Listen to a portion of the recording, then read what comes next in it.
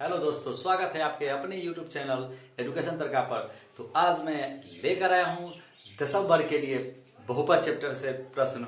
तो ध्यान रखना है कि मेरे पिछले वीडियो में मैंने वास्तविक संख्या और बहुपद का पहला वीडियो बनाया है, जो इस वीडियो के डिस्क्रिप्शन बॉक्स में दिया गया है। तो ध्यान रखना है, जो भी वीडियो जो क्लास 10 से है, यानी ऑब्जेक्टिव प्रश्नों के हल जो आपको मिलेंगे हमारे वीडियो में, तो ध्यान रखना है कि जो अभी लॉकडाउन में घर पे बैठे हुए हैं, जो बिहार बोर्ड के छात्र हैं, जो इस बार 10वीं वर्ग का एग्जाम देंगे, तो उनके लिए काफी सुनहरा अवसर है कि ऑब्जेक्टिव प्रश्नों के हल जो आराम से ध्यान से इसको पढ़ सकते हैं और अपना सिलेबस को पूरा कर सकते हैं। तो इस कड़ी में हम बहुपद चैप्टर का यह दूसरा वीडियो लेकर के आए हैं। तो देखना है इस वीडियो में क्या कहा जाता है। पहला क्वेश्चन कह रहा है द्विघात बहुपद x² + 3x + 2 के शून्यक है।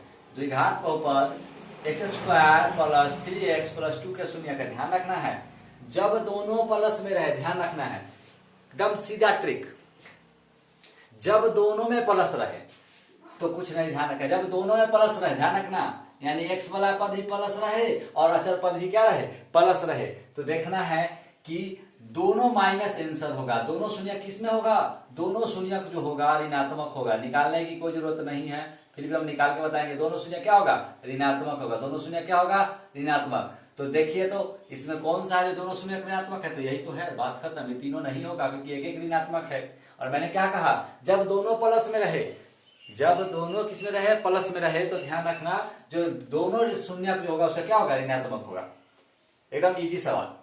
अब इसको निकाल के देखते हैं कैसे, कि अगर हम लिखते हैं x² + 3x + 2, ध्यान रखना है, तो ऐसा तोड़ना है कि गुना करने पर 2x², 2 × x² तो 2x² है, और जोड़ने पर, यहाँ प्लस का चिन्ह इसलिए क्या करने पर, जोड़ने पर क्या आ जाएगा, 3x है। तो हम लिख सकते हैं x² + 2x + 1। देखिए, गुना करने पर 2x² आएगा और 2 1 कितना हो जाएगा, 3। तो हम निकाल सकते हैं यहाँ पे 2।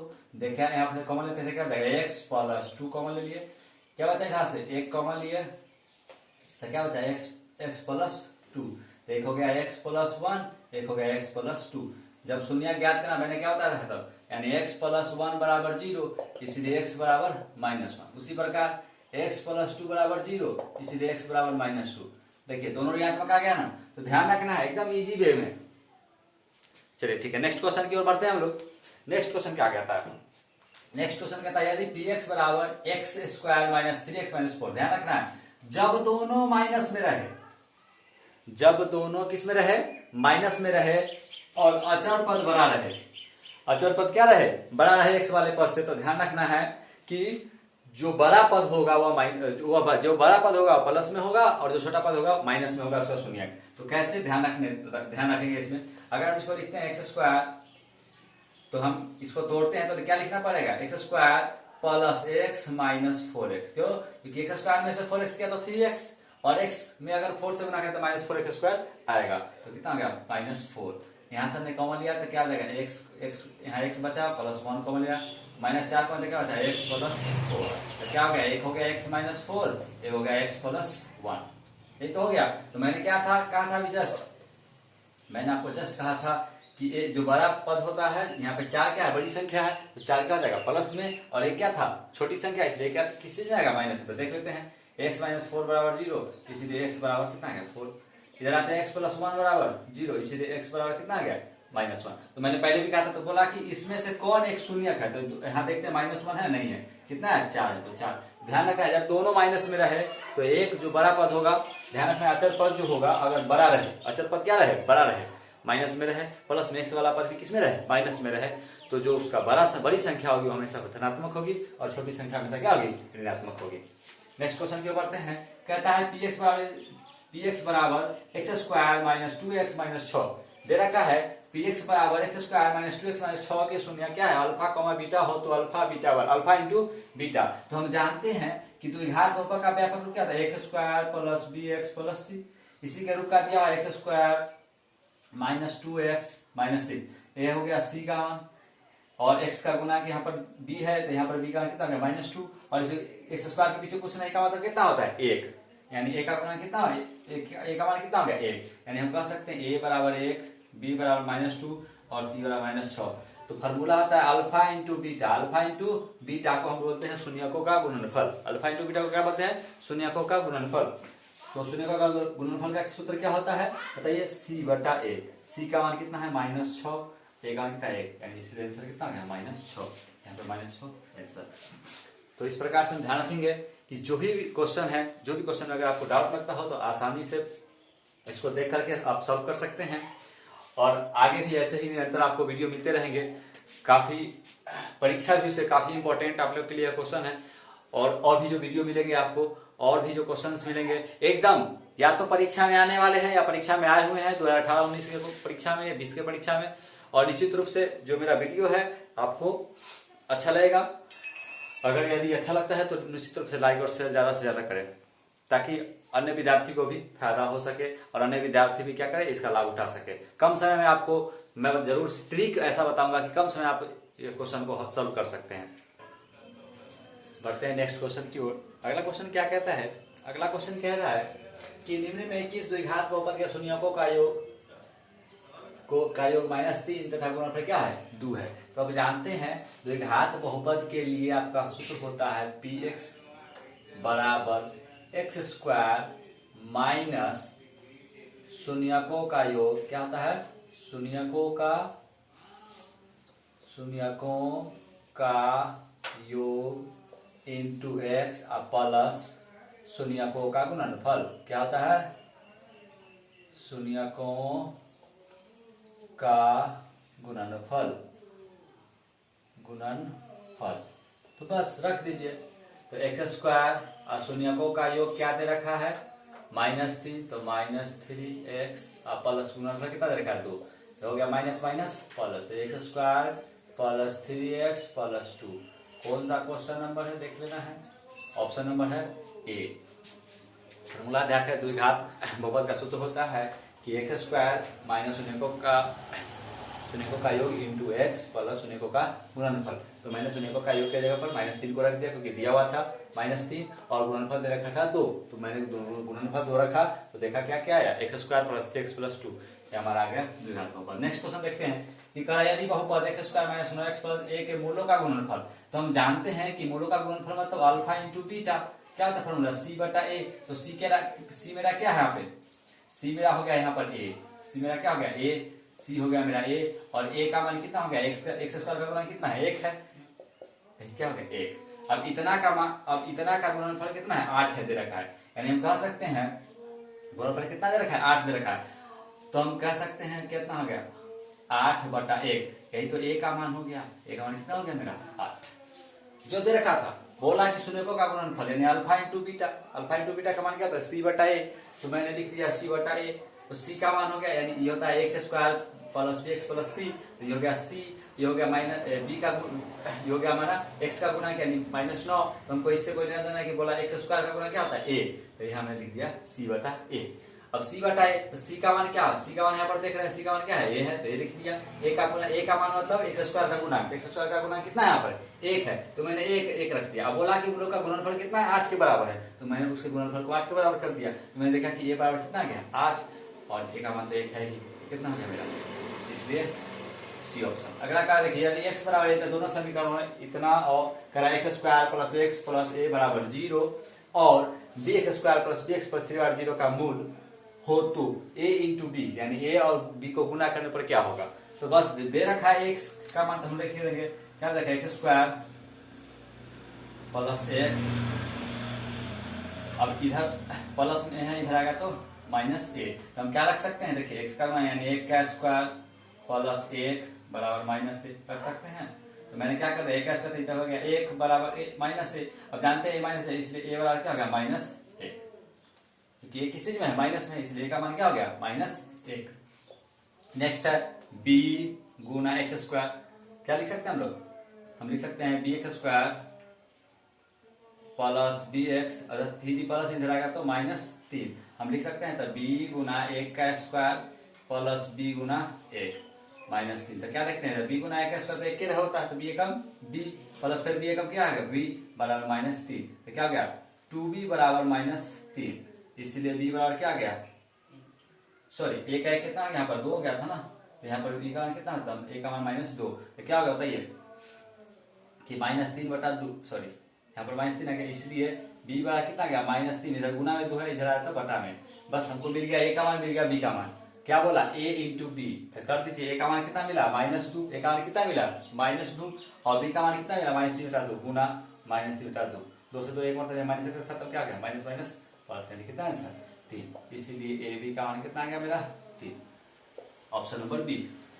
ध्यान रखना फिर से कि दे रखा था कि x बराबर ये दोनों समीकरण होते, जैसे ही x का मान दे रखा है तो x के ऊपर मैंने x का मान 1 को पुट कर दिया, तो a का वैल्यू निकल गया -2, मैंने फिर यहाँ पर x का वैल्यू पुट किया तो कितना आया, b का वैल्यू कितना आ गया -3/2, और बोला a इंटू बी, यही तो बोला है a इंटू बी, जैसे ही a इंटू बी बोला है तो मैंने क्या कर दिया, a और b को क्या कर दिया, गुना कर दिया, -2 गुना -3/2, 2 से 2 1 पड़ता खत्म हुआ, -1 पड़ता तो क्या आ गया -3 गुना 1, तो माइनस माइनस माइनस +3 आ गया। इस प्रकार से b का मान कितना आ गया +3।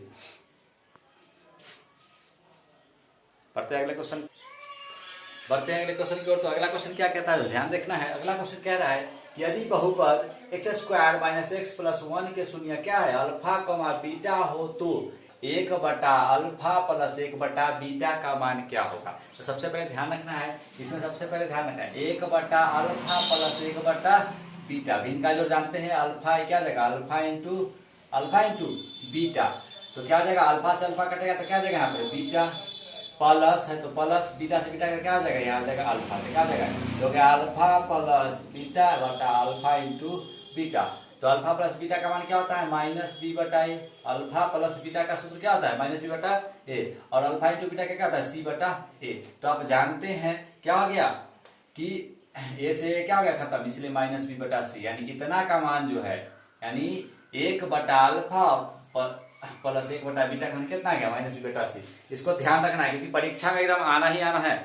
तो क्या हो गया देखना है हमको यहाँ पे कि दे रखा है x² - x + 1, बहुपद दे रखा है px बराबर, तो हम जानते हैं a का मान कितना होगा, x² का गुना कितना है, नहीं उसका मतलब कितना होता है 1, यहाँ पर b का गुना कुछ नहीं दिया इसके पीछे, इसका मतलब क्या है 1, लेकिन यहाँ देखते हैं माइनस, इसलिए क्या हो जाएगा -1, और c का भी कितना हो गया 1, तो हम जानते हैं कि -b/a कितना कर रहा है -b/a, तो माइनस अभी का मान तो क्या है ऑलरेडी माइनस है, तो -1/a का नहीं, यानी माइनस माइनस क्या हो गया +1, कितना आंसर 1, यानी ऑप्शन नंबर कौन सा बी। परीक्षा भी से काफी महत्वपूर्ण क्वेश्चन। एक और क्वेश्चन है जो आपको परीक्षा भी में बराबर पूछता है परीक्षा में। नेक्स्ट क्वेश्चन देखते हैं, p का मान जिसके लिए बहुपद इतना पूर्णतः क्या है x - 2 से भी, यानी x - 2 से विभाज्य है, तो x - 2 बराबर 0, इसलिए x बराबर कितना आ गया 2। अब हम कह सकते हैं कि बहुपद जो रखा हुआ है x का मान यहाँ पर 2 रख देते हैं, यानी x³ + 4x² - px + 8 बराबर क्या गया 0। अब इसके जगह पर 2 रख दीजिए, यानी 2 का क्यूब + 4 गुने 2 का स्क्वायर - p गुना 2 प्लस कितना हो गया 8 बराबर क्या हो गया 0। 8 प्लस 2 दूना 4 यानी 4 चौक 16 - 2p + 8 बराबर 0। अब इधर माइनस इधर आ गया तो प्लस में हम लिख सकते हैं 8 8 16 16 16 कितना हो गया 32 बराबर, इधर माइनस था इधर आया तो प्लस में 16 दूना 32, इसीलिए p का मान कितना गया 16, यानी कितना रखना होगा मान हमको 16, यानी p के जगह पर अगर 16 लगा तो यार x - 2 से क्या हो जाएगा पूर्णतः विभाजित हो जाएगा। ध्यान रखें जैसे क्या है p का मान यानी किसी मान के रखने पर यह पूर्णतः विभाजित हो जाए, तो जो जिससे विभाजित कर रहा है उसको उसके बराबर हम शून्य मानेंगे। हमने क्या माना x - 2 बराबर 0, इधर माइनस में था इधर आया तो प्लस में, यानी x का मान कितना गया 2, यानी हम जहां जहां x था वहां मैंने x का वैल्यू पुट किया, यानी x का वैल्यू क्या था 2 था तो उसको मैंने पुट कर दिया। तो 2 का वैल्यू पुट करने के बाद मैंने क्या देखा कि 2 का क्यूब + 4 गुने 2 का स्क्वायर -p गुना 2 + 8 बराबर 0। तो मैंने देखा कि -2p यानी 2p इधर माइनस इधर आएगा तो प्लस में इधर ले आया, मैंने देखा कि 8 और 16 24 8 32, यानी 2 16 दूना 32, यानी p का कितना गया 16, यानी p का वैल्यू कितना रख रहा था 16 को रख रहा था। तो बढ़ते हैं अब अगले नेक्स्ट क्वेश्चन की ओर। तो देखना है नेक्स्ट क्वेश्चन में देखना है कि जो परीक्षा भी उससे काफी इंपॉर्टेंट है, या अभी तक जो भी क्वेश्चन बताए गए सारे क्वेश्चन परीक्षा भी उससे इंपॉर्टेंट है, ध्यान रखना है आप लोगों को और बारीकी से पढ़ना है। इस वीडियो के बाद मैं निश्चित रूप से आप लोग के लिए 2 वाले रैखिक समीकरण लेकर के आऊंगा। तो जो भी क्वेश्चन आ रहे हैं आपके, जो भी क्वेश्चन जो भी हमारे द्वारा क्वेश्चन बताया जा रहा है बस उसको आप केवल ध्यान से देखें। निश्चित रूप से बोर्ड परीक्षा में ऑब्जेक्टिव के लिए आपको सोचना नहीं पड़ेगा, आसानी से आप प्रश्नों को हल कर सकते हैं। चलिए तो बढ़ते हैं अगले क्वेश्चन की ओर। तो अगला क्वेश्चन क्या कहता है देखना है। कह रहा है यदि अल्फा और बीटा बहुपद x² माइनस 3x प्लस 5 के शून्यक है तो अल्फा बटा बीटा प्लस बीटा बटा अल्फा का मान होगा। जब इस प्रकार से रहता है तो ध्यान रखना है, इसमें काफी अच्छा क्वेश्चन है।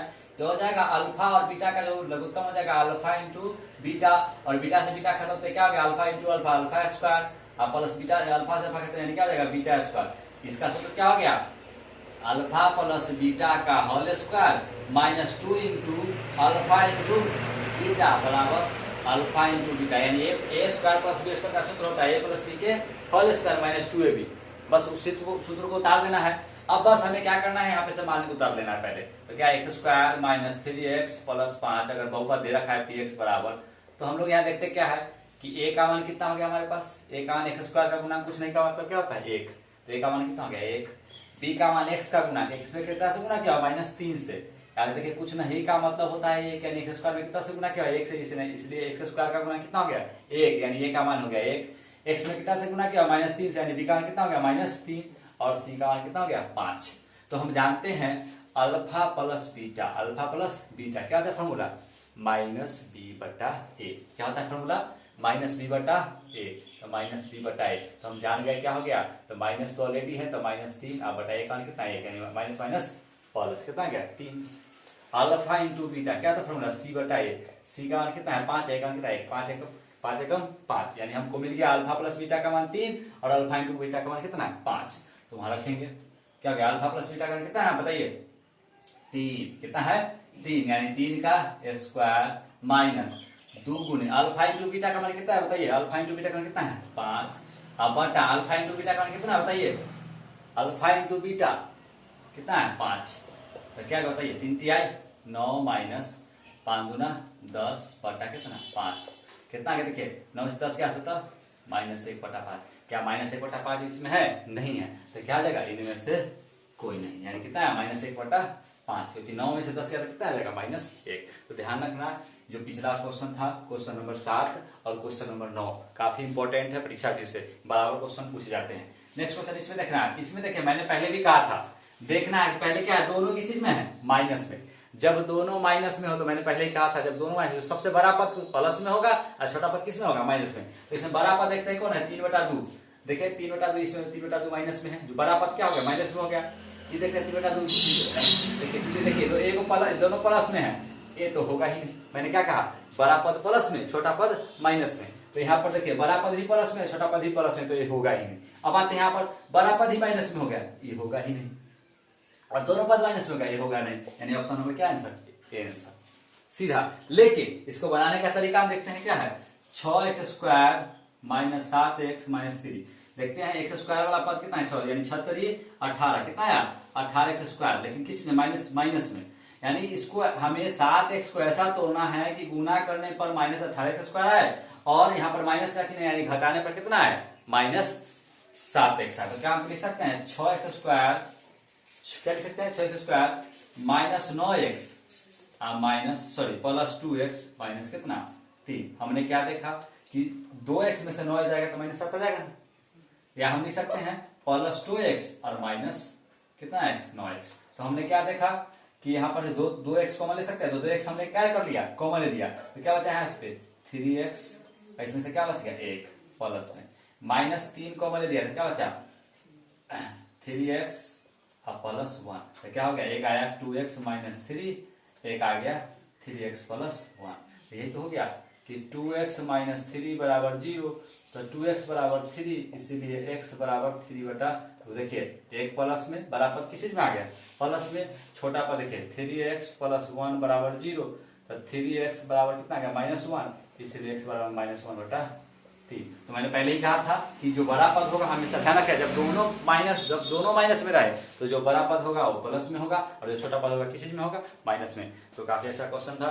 तो आप लोग अगर यह वीडियो अच्छे लगी हो और यह आगे भी आप लोग को इस तरह के वीडियो चाहिए तो मेरे चैनल को सब्सक्राइब करें और अधिक से अधिक शेयर करें, ताकि जितने बच्चे जो भी बच्चे बोर्ड की तैयारी कर रहे हैं या बोर्ड की तैयारी करना चाह रहे हैं और घर में इसके लॉकडाउन की स्थिति है, कोविड-19 का जिस प्रकार से प्रभाव है यहाँ पर अभी जानते ही रहे हैं कि धारा 144 लगा हुआ, फिर भी कुछ चीजें को छूट दी गई है, परंतु शिक्षा विभाग एक ऐसा चीज है कि जिसको अभी तक किसी तरह का संकेत नहीं मिला है कि हाँ यह खुलेगा अभी या नहीं खुलेगा। तो इस स्थिति में आप निश्चित रूप से इस माध्यम से, यूट्यूब के माध्यम से आप अपने पढ़ाई को जारी रख सकते हैं। और इस पढ़ाई को जारी रखने के लिए आप जरूरी नहीं कि जिस चैनल को आप सब्सक्राइब करना है या जिस चैनल से आपको अच्छी वीडियो मिल रही हो उस चैनल से आप क्या करें, पढ़ाई को जारी रखें। और अगर यह मेरी वीडियो अच्छी लगी हो तो निश्चित रूप से लाइक और सब्सक्राइब करें और अधिक से अधिक क्या करें, शेयर करें, ताकि अधिक से अधिक बच्चे जो इस चीज़ का फायदा उठा सके। धन्यवाद।